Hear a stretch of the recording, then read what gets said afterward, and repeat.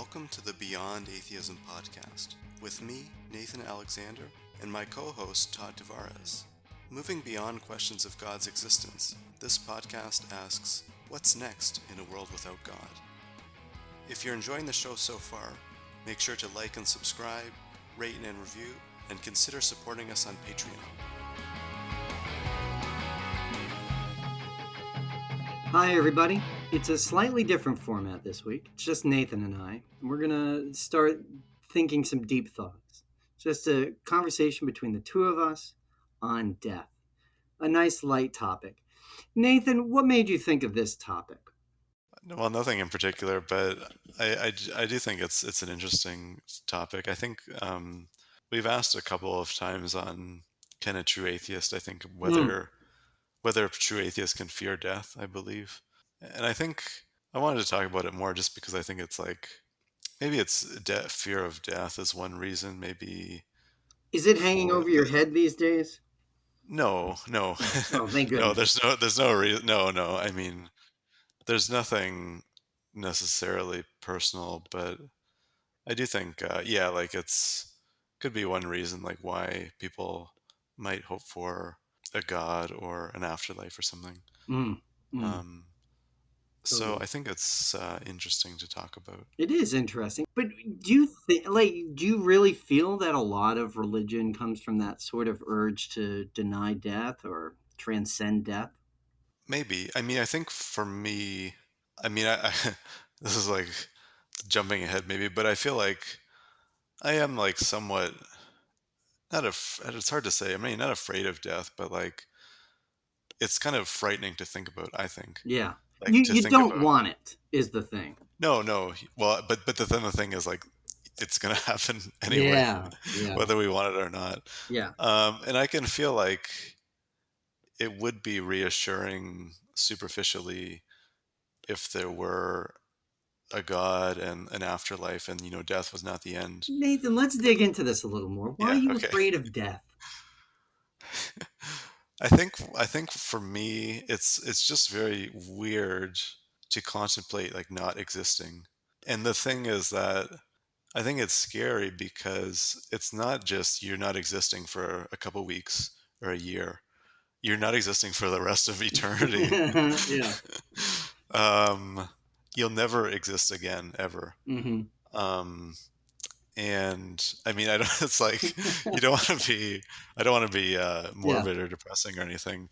But I mean, but that's the fact. That is true. So when you kind of like really contemplate it, I feel like it can be quite frightening and overwhelming.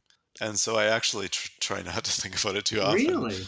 Do you find have you ever gotten the sense that it is a stumbling block to atheism, or it's a problem for atheists that we don't have an easy, pat answer to our utter annihilation in death?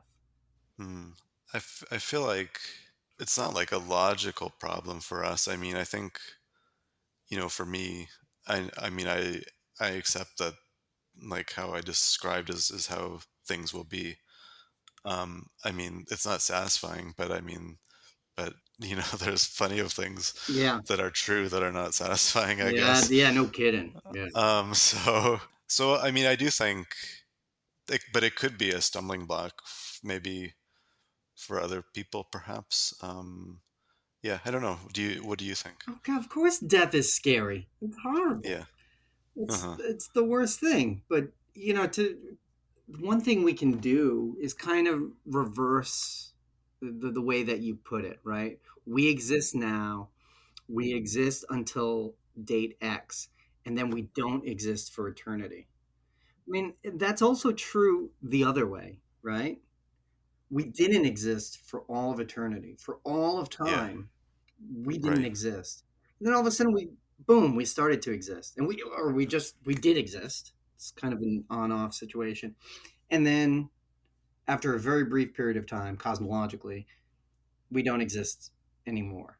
I mean, that's a slightly different framework, but I think you may find it more comforting.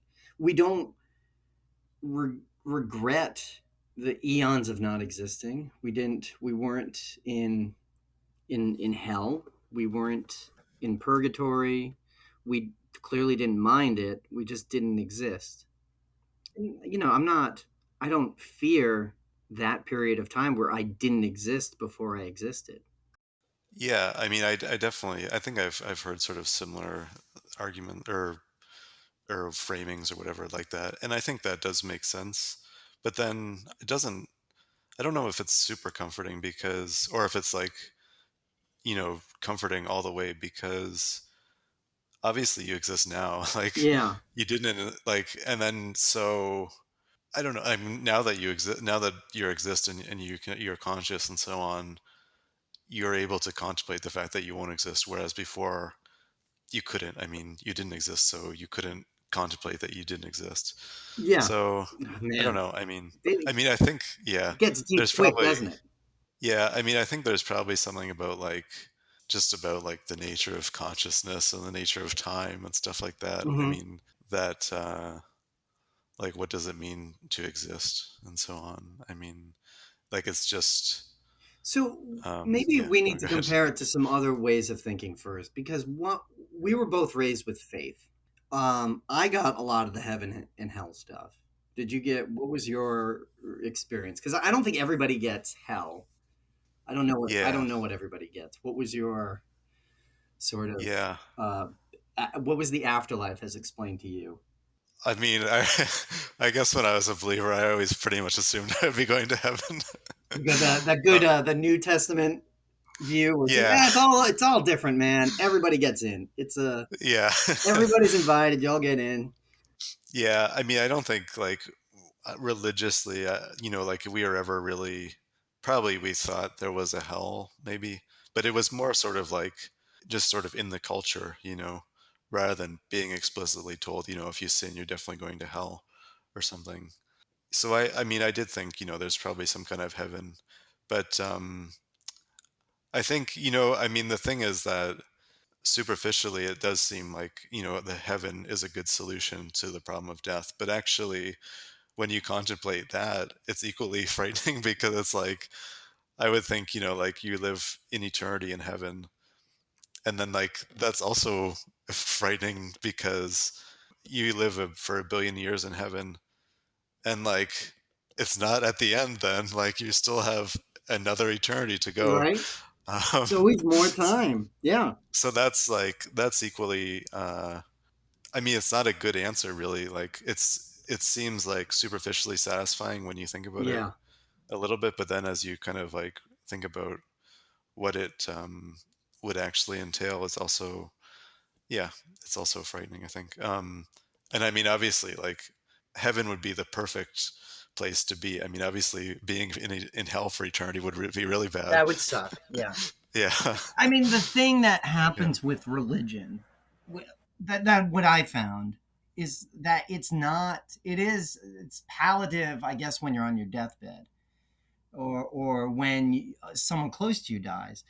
But for most of your life, it's just this anxiety inducing thing. At least when the more Catholic, everything you do is bad. Everything you do is horrible. That's why that's why you make Jesus cry, and that's why you're going to hell, right? Like all it does is paralyze you and makes your time here worthless. And this is one of the problems I have with that religious view is that if you're living according to these arbitrary rules, right? I mean, all religion basically it's arbitrary. If you believe it's the laws come from God, it's just a sky tyrant who's coming up with arbitrary rules to bully you around and make sure you behave in a certain way that's clearly very different from the way he made you be. Unbelievably cruel. It's anxiety ridden. And it denies the importance of the little bit of time that we have here. Like part of what makes life possible to have meaning, makes meaning possible, is that it's bound. We only have a short time. If you choose to do horrible, shitty things, if you choose to do things that are wasteful or harmful, or things that have negative impact or no impact, um, yeah, you don't get that time back. If you choose to do things that focus on improving your life, uh, allow you to thrive, fulfilling the needs of others, that's a different way to spend what little time you have with these other people. And that, knowing that it's going to come to an end, you don't have forever. You don't get time to fix these mistakes or what you perceive as mistakes. That you don't get another go around. That is what makes the time that we have meaningful, makes it precious. So for me, like this denial of earthly existence, or looking at it as just a test, debases what we are, the preciousness of what we have.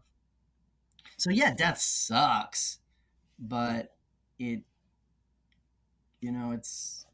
it's got to, you got to do something with it, right? It's Yeah, right. yeah, that's true. Death sucks, but it should mean like your life shouldn't suck. We should try to make life on this planet an enjoyable experience. We should be allowed to thrive.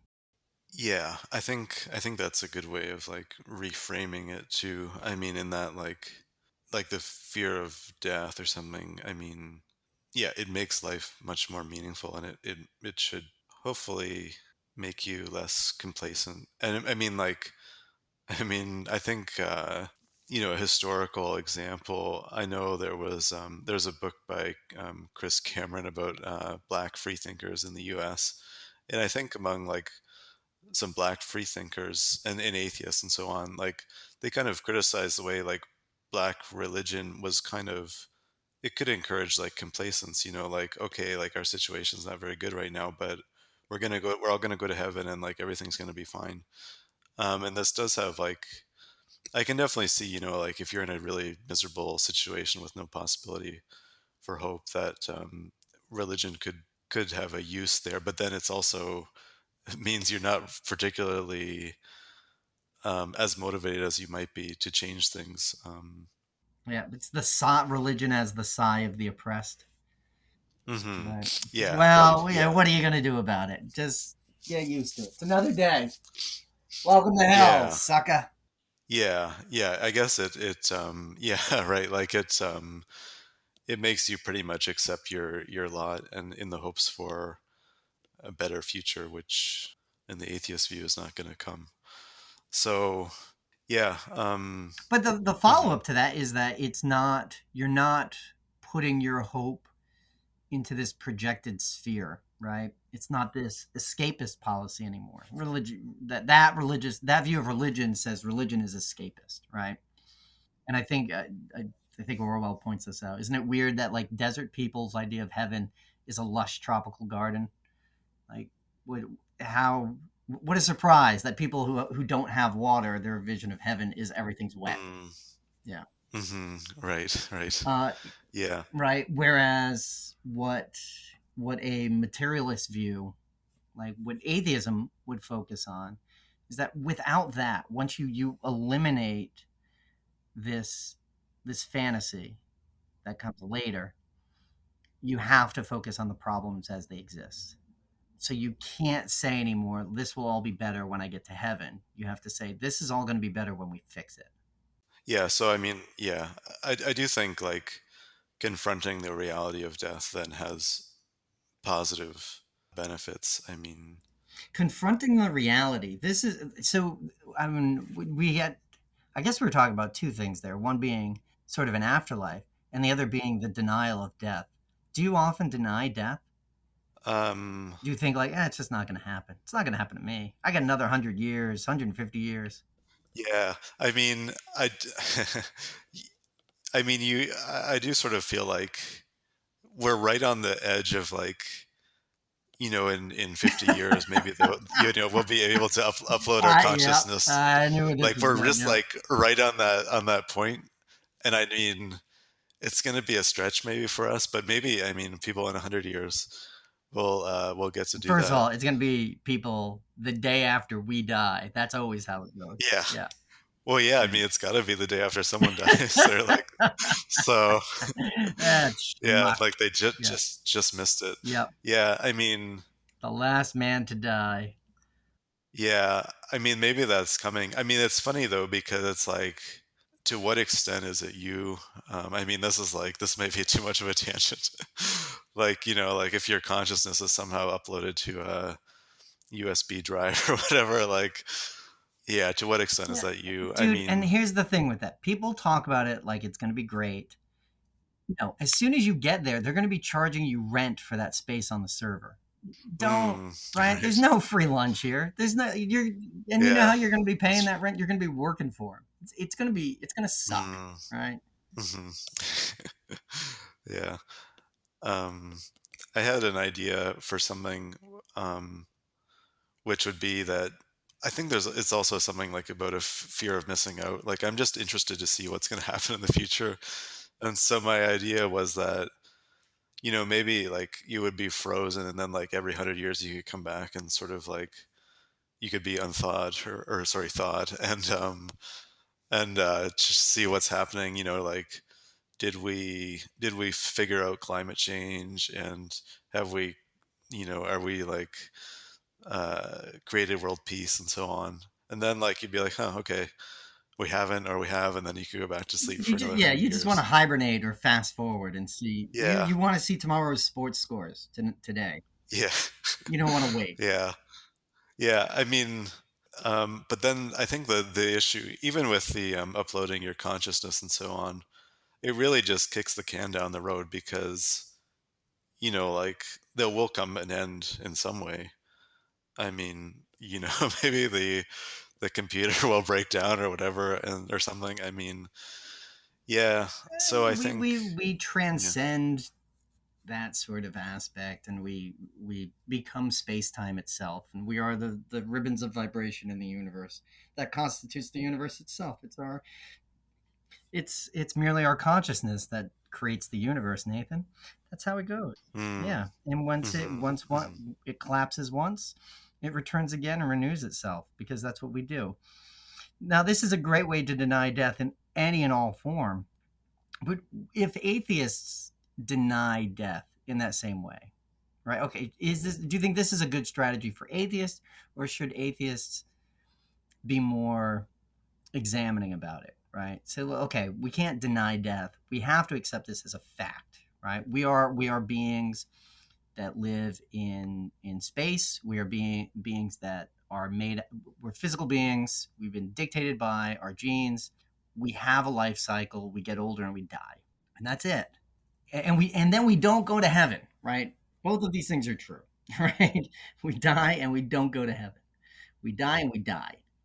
Does that give us, ought atheists think this way? Can a true atheist deny death? Is, I think, what I'm asking, Nathan. Can a true atheist deny um, death?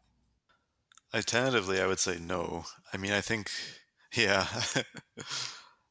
I think you could, like I said earlier, like you could maybe get around it by this whole uploading your consciousness or whatever. But again, I think it doesn't really solve the problem. So yeah, I don't know. What do you think? I mean, we need to. I think we need to examine it. We need to understand it. As atheists, I don't. Yeah, you know, I'm going to take that position. Yeah, atheists need to accept death as a fact of life, and we need that in order to live, to thrive as humans. We can't. Um, I don't think it's possible to live a rich life if we don't examine ourselves with the complete knowledge that it is only temporary. It's going to end sometime, and yeah, we have to live with that knowledge. That has to be part of how we make calculations about our actions in the world. Mm. Hmm. Yeah. Yeah, that's true. Um, there's this poem that I it doesn't sound too pretentious. This poem that I like, and I read it, or I read part of it at my grandfather passed away last year, and I read part of the poem at his celebration of life. It's called "The Choir Invisible" by George Eliot, the 19th century novelist. But anyway, I mean, I'll just read the first like two lines or so, just because I really like. I think I think it's helpful. So she writes, "Oh, may I join the choir invisible of those immortal dead who live again in minds made better by their presence." And I think like I sort of like that idea, like you're gone, but like you live again, like in what you've done in your time on Earth. And I think like that is something that can can be like a motivating thing or kind of a comforting thing, like and it doesn't really rely on anything sort of supernatural. And I think it's like, yeah, I mean, like like the sort of story of humanity is just people trying to make things better, and then just incrementally doing that and hopefully impacting positively people around you and so on. Right. Yeah. And I mean, everybody leaves that kind of legacy, right? Whether Yeah, we expect it or mean to or not, there's always some sort of impact we have in the world, and we can't deny that. Yeah, it can be little incremental ways, but that quest for immortality through acts, right, or monuments or whatever it is, that I mean, that's definitely a driving factor. yeah. It could be done in many different ways. I mean, you could live on in the relationships that you've had, or maybe you've been a scientist and you've made some great contribution to science or something like that, or whatever. I mean, I think, yeah, there's a number of Yeah. different ways that can be done. Or your cool Disco Dan from Washington D.C., who was a great, I think, God, he might still be around. He used to spray paint everywhere in town, and he would just spray paint Cool Disco Dan. Awesome. I mean, no one's ever going to forget that guy. You're always going to remember Cool Disco Dan, No, that's true. right? Yes. A monument to himself every day in every possible place. Hmm. Hmm. Yeah. I mean, it's one thing to sort of want like admiration throughout the ages. I mean, I think it's like most people are not going to have that, where in like a couple of generations you will have been forgotten about. I mean, like there's no one left alive who knew you, and unless you're some super famous person or whatever, like your memory will not live on. But I think it sort of could live on like incrementally in sort of imperceptible ways, that you kind of you're good to the next generation, and then hopefully they'll you know be good to the generation after that.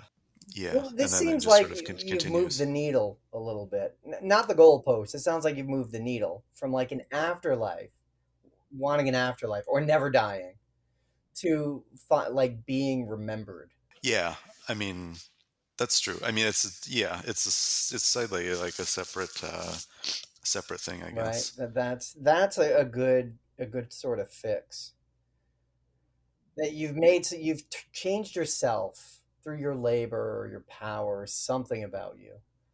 You've changed something in the world, like either physically or structurally, right? Or like there's a rule named after you now, and that's why that's why your family's not allowed to go to the Denny's, right? They, right, where Yeah, you've had this impact where like, oh yeah, that guy, that name, the Nathan Alexander rule, right? You want to have something like that, whether it's a book or a song, something that's going to live on after you, that only exists because of you and is tied to you. yeah, but I mean, I think it can be in just in relationships you've had, and I mean, I feel like that is perfectly okay. I mean, I also feel like you'll be dead, and so you won't care if people remember your name. I mean, like, I guess like when you're living, maybe you hope you make an impact, and make maybe life in the future better for others. So, I mean, a couple things to process here, Nathan. One is you've written a book. It's on shelves. It's in libraries. Got your name on it. Your thoughts and ideas crystallized into a physical format. We're recording this podcast right now. Yes, this is definitely Legions. going to last forever. It's going to be around forever. People are going to be listening to it, studying it, being like, "This is the way that we talk about free thinkers in the past. This is how they'll talk about atheists." Like, oh my God! Do you know? Can you believe it? 150 years ago, people believed in God, and there were these few people out there who were brave enough Yes. to put out there Yeah. and record it onto this disk drive right here, this USB that we've uploaded to the Singularity, and we can listen to it and study it. And you would be happy just to have your family remember you? Um, yeah, I think so. I feel like, like my book or something, and probably in a few decades, no one's going to be, well, not many people are reading it now, but in a few decades, probably no one will be. And eventually, all copies will just sort of disintegrate or Yeah. whatever. Plenty of Um, copies of Race in a Godless World available yeah, now on Amazon. yeah, yeah, yeah, Not going to be forgotten. It'll always be on the yeah, Wayback Machine. yeah, right, yes. Yeah. So, I feel like maybe you can make more enduring um, contributions, like in the relationships that you have. I don't know. I don't know either. I don't know Yeah, where the focus ought to be. But it does point to if that general idea is true, right? Then atheists kind of have a commitment, at least to other atheists, then to find ways to preserve their memory, right? And yeah, it's like, it's true. okay, one, we've got to make sure that our material existence is good enough, right? That's job one because this is all we got. We're not worried about heaven. We're not. It's not that we can sacrifice ourselves and get a free ticket in. We've got to just make it better because it's all we got. And the next thing is we got to work to make sure that we remember ourselves and each other. Remember what people did and help them live on beyond their death. Does that Yeah. would you Mm. feel like that would help you achieve the immortality that you seek? Um, it doesn't even matter to me, if people remember or care that it was me involved in any way. Like, if you contribute to making the world better, like, what does it matter if you've got a plaque like on the sidewalk or whatever saying like you know Nathan Alexander was one of the people who helped do this or that. Yeah, I don't know. It doesn't. Yeah, it doesn't even matter that much to me. Having a blue plaque wouldn't mean that much to you. No, I think it's really it's difficult, and I think this maybe we can like segue into another question is like, and I think it's related, like how did the living remember the dead, and like how should they remember the dead? Yeah, Yeah, to think of, yeah, I yeah. know, and there's What a do you total think of that catch there question? if you think about people like, Kurt Cobain is an excellent example of this. Where like he's a dude who's remembered Yeah, like incredible art. It's gonna last much much longer than it's. I think it already has. Actually, Jesus, yeah, I guess it would be this month, right? It's been 27 years, 28 years now. So it's lasted longer. His music's lasted longer than his life did. Um, right.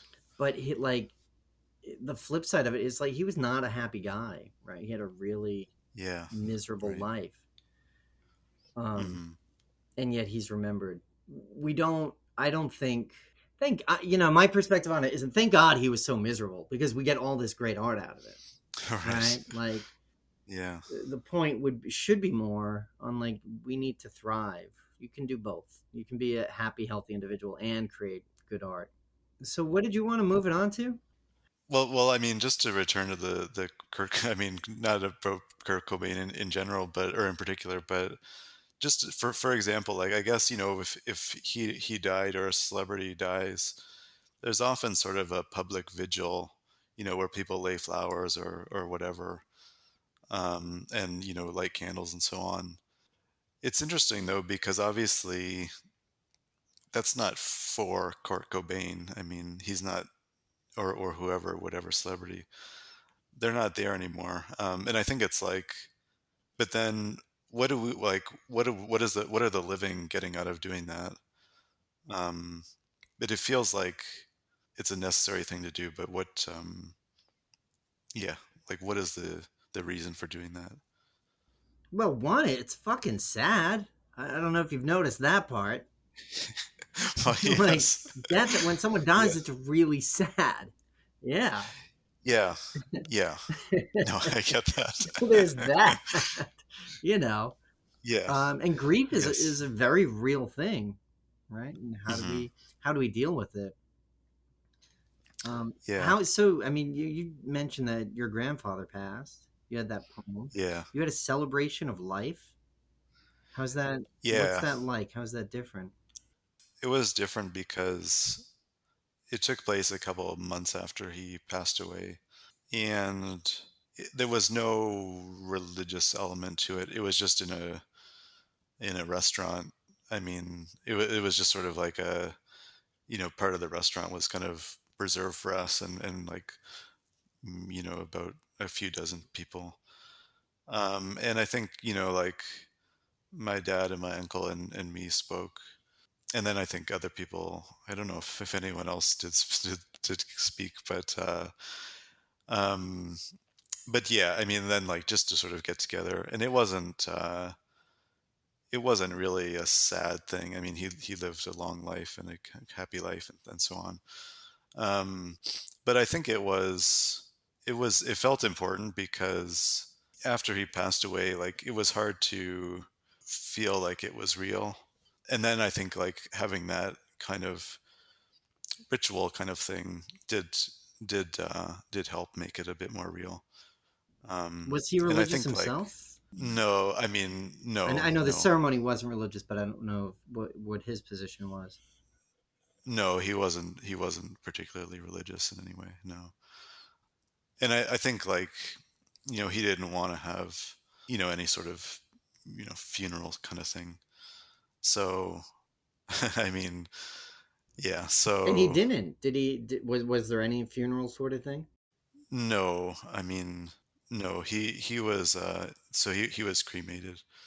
So there was no kind of burial service or anything like that. So I feel like when someone dies, I do think that there's, obviously I mean, it is too bad that in some ways, that he wasn't around for the celebration of life. I mean, because, to hear people sort of saying all these great things about him or whatever. Um, and it's like, yeah, I guess the celebration of life is not for him. I mean, it's not for him because he's not around anymore. It's for us. So I think that's sort of like an interesting thing about rituals around death, that like they're not for the person who's died, I guess. Um, in a sense, they're not for them, but they're for the living, I guess. And I think, yeah, Was there yeah. anyone who brought religion to the celebration of life for your grandfather? Uh, no, no, that was good. I mean, no one Yeah, like yeah. tried to say a prayer or whatever Mm, or something like that. yeah. Well, that's good. Yeah, yeah, yeah. Yeah, I mean, it was a pleasant experience. I mean, not oh, I mean, not like, Yeah. not pleasant, but like it was a good experience, and I'm glad that we did that. Mm. That sounds Yeah, great. I mean, it sounds like what we should be doing. Maybe yeah, not months after. I don't know about that, but yeah. yeah. I think it was. Yeah, I mean, it's partly. I mean, the COVID just made it complicate things a little bit, but yeah, I Yeah, mean, yeah. um, yeah. What Have you was I gonna been to say? many religious funerals? Yeah, a couple. And I think the funny thing is, I remember going to one where it was a sad occasion that the person had died young, and like there was a priest, and at this time I was still kind of a believer, I guess, and I was really thinking like, oh, this will be good. The priest will give some way of reassuring us, and like the priest was talking about, I'm pretty like it was like the story of Job, and about like, oh, we can't know why God does the things he does Yeah, and stuff like yeah. that. And it's like, wait a second, like that's not reassuring at all. um Yeah, yeah, yeah, I don't know, yeah. Yeah, what has your experience been with yeah. I mean, sort it's of been rituals things around like death? that. It, Yeah. it, it doesn't always happen, but there are those that are, you know, the I think the general thing like that is when it's it's sort of, it's part of their life. This is the ceremony, this is the tradition, this is the way where they've had all these other all those other markers in their life, like they're, people who were baptized, married, and buried Mm. basically in the Mhm. same church, right? Like there's no getting Yeah. around that. It's a huge part of it. But there are those other ones where it's shit like that that's just fucking insulting to people, right? Where it's suddenly it's all about God all of a sudden, or Jesus. It's a reminder that we're all sinners or something like that. And that makes that makes me crazy. That's, or when other people bring that to a ceremony that's about something else, which isn't, it's not ubiquitous, it's not the way every religion traffics, but when they do, it's just, yeah, that's something that's deeply disturbing to me, that you can use an occasion of people's grief to browbeat them into accepting this nonsense. And I don't think one thing I'm trying to think of in my life is if there was someone who I knew wasn't religious but had a religious ceremony, and that terrifies me. That's awful. I would hate to go down that road, and I don't know the appropriate way to behave in situations like that. Like, so this is a thing. I think what I'm getting to is like, how do, okay, atheists can have atheist ceremonies, right? Religious people can have religious ceremonies. Religious people sometimes bring really shitty behavior to secular ceremonies. Sometimes they bring really wonderful behavior, wonderful insights to secular ceremonies.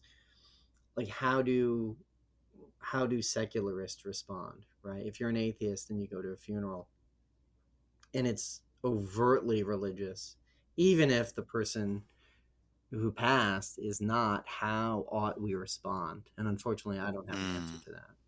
Yeah, that's a really good question. The only example I can think of is Pat Tillman, who left the NFL to fight in Afghanistan. I think he died in Iraq after it, and he had his brother, who I think was pretty drunk at the time, got up at the service and said, my brother thought all religion was bullshit, and he'd be so pissed at you people today." And clearly, that's not uh, the best response. Want to know what like a good no. response would be? What a good reading, Yeah. a good.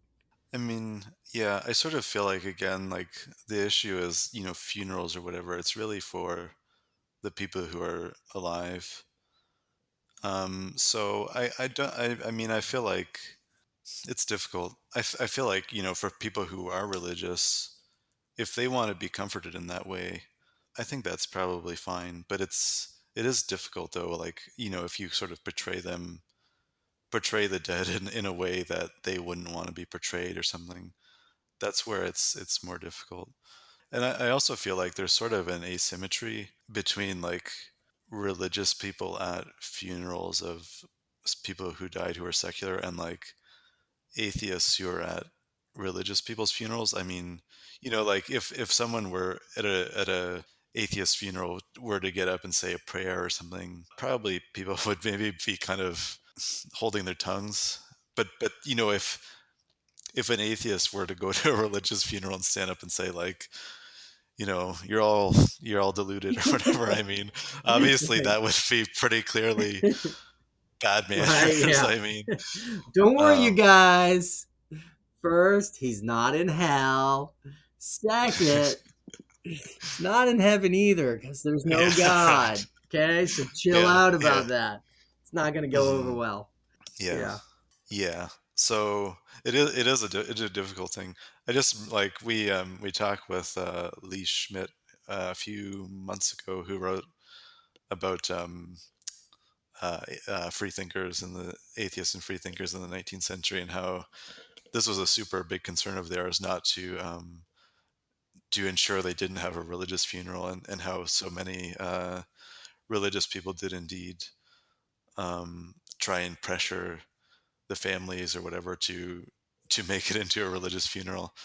Yeah, so I think it's definitely a big thing. I mean, but then I sort of feel like, well, maybe we can transition. I mean, I feel like in a way it doesn't matter to me what happens after I die. I mean, I don't know. No, but I mean, I like mean, with my it's yeah, two things there. One is you're right about the asymmetry. The asymmetry is a really weird thing, and it's why like secularism is just at a complete disadvantage when you think about like what the public sphere would look like, right? Because we don't have a message on this, right? There's no way you can't. It'd be kind of pointless to put on signs everywhere like there's no afterlife, right? I mean, what else are you gonna put? There are no witches, there are no demons, there are no zombies, right? Like it's fucking endless. So you can't really do it that way, and we see again and again and again where people where atheists or free thinkers died and were tagged as like having had deathbed yeah, conversions, yes, or right, like right. late in life they spoke in this way, which is clearly part of them like returning to their faith. It's like no, it's not. And you like that religious mindset where they can just do that and it becomes okay. It's easy. It's easier to do, right? There's no. It's yeah, it's totally unfair. It's very one-sided, and it's not easy to turn the opposite. You can't. I don't know. Maybe there's been cases. You know that Mother Teresa. I was with her right by her deathbed, and she beckoned me to come close, and I thought she was going to ask me to pray with her, and then she whispered to me like, "There's no God. I don't believe any of Right. this nonsense." It's like, Hmm. oh, now it makes sense, and we had a good laugh. Like, that Right. nobody's got a story like that. It's Yeah. Right. um Yeah. and yeah, like you're ever your crazy aunt who tells that long has a long prayer at someone's funeral, even though they're or at a wedding, Hmm. Hmm. right? Hmm. That happens all the time. But how do you do that the other way? And then the thing is, the other way is that there are these great ways of like dealing with death for the living, like just how you talked about it, having a life ceremony, or I think we talked with Tom Watson last year now, almost a year ago, Yeah. Yeah. about writing secular eulogies. And that was really incredible. If anybody wants to do that, wants some examples, check out the old shows, get in contact with him. He'll show you how to do it. It's really powerful stuff and how like it's made a big impact on people. And it's great because we've got these like we're finding these pieces of how things that we can adopt as atheists to give us the things that we need to deal with the death of a loved one. Hmm. I Hmm. think that's Yeah. fantastic stuff.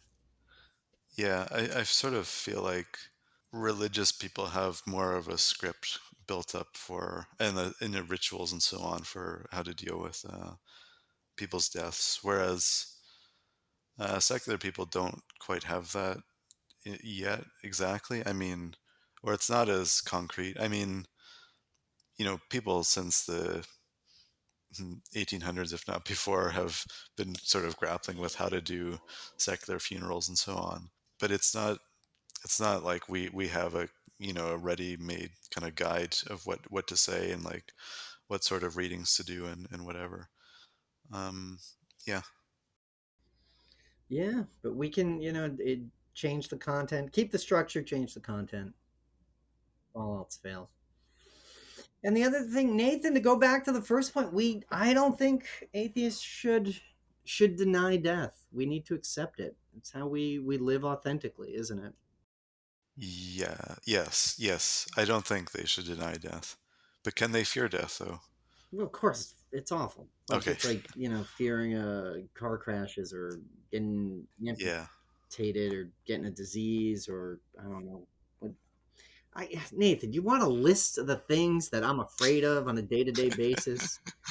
Like Yeah. snakes. You got right. Like Yeah. I guess. Yeah. I it's think like the the fact different. that Uh, any structure you're in at any moment can collapse in on itself.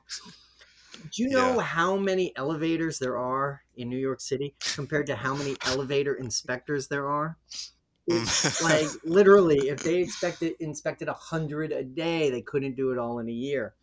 They need to be inspected Right. every year. How are they getting inspected? The answer is they're not, Right. Nathan. They're Uh, elevators. They go really, really high and then they have to go down again.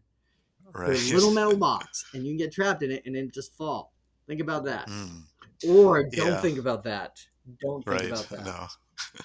That's the answer. Don't think about Yeah. that. Yeah, I think there's a difference between like fearing, getting stuck in an elevator and having it fall to the ground, and death is that the elevator thing, it could happen, but it might not, or there's It a good might chance not. it won't. But death is definitely going to Yeah. happen. Oh, it might not Uh, be like that. It probably won't be like that. It's going to be a really ordinary way of dying. yeah, Everybody thinks yes, they're yeah, going to get to go in the apocalypse or something cool, but nope, it's going to be something terrible and boring. It's going to be an yeah, infection. Oh, got my thumb got infected, and everybody kept telling me you better watch that, you better do something about that, and then I died. yeah. I mean, yeah. Hopefully, it's a heroic death or something like that. Just Um, cool, you yeah, know. That's yeah. yeah, John Entwistle type death. You can Google that. I'm not gonna. Okay. Um, I don't. Yeah. yeah. Okay. I'll have to look that up. Well, this was an upper. Do Yes. you feel better about like not about like not denying death, about accepting it? I think there's something. It's just intrinsically frightening. I feel like, and there's no good answer for that. Yeah, other than just to try and, I guess, to reverse it and to use it as like a motivating factor, or to realize that this is why our lives have meaning. Maybe we can talk about in the bonus section for patrons, like what happens to us after we die. And I think another thing, and maybe I Well, yeah, can that's where ask all the is good like, stuff's gonna be. You guys should is stick around for that. this issue of assisted dying, like when you get, if you are terminally ill, like would you want to Oh, that's a have great assisted one. dying? Yes. Yeah, Yep. yeah. Yeah, um hit us up with questions or answers. Nath G. Alexander on the Twitter. Great place to go for your comments. Or I guess on the YouTube page. yeah, I mean, it would be great to hear people's thoughts Yeah, um yeah. And don't bother on me because these I'm issues. more afraid of answering the Yeah, phone than death. yes, It's I can forward all messages to yeah. Todd. Yeah, great. Yeah. Another thing to be afraid of. Yeah. Yeah, I'd love to hear about um that. About definitely about ceremonies. Great to know what people have done or plan to do for that. Um, we should probably talk to more people about that. Um, Issues with assisted dying. Love to hear about that. Euthanasia, or if anybody has experience with it. Should probably find people like that for the show. Love to talk to you on the show about that. And of course, big ups to our patrons. to Lars, Debbie, and the AHS Plus blog. Fantastic. Love it. So everybody else, make sure you've subscribed, pull the string, ring the bell, whatever you got to do, and we'll talk to you next time.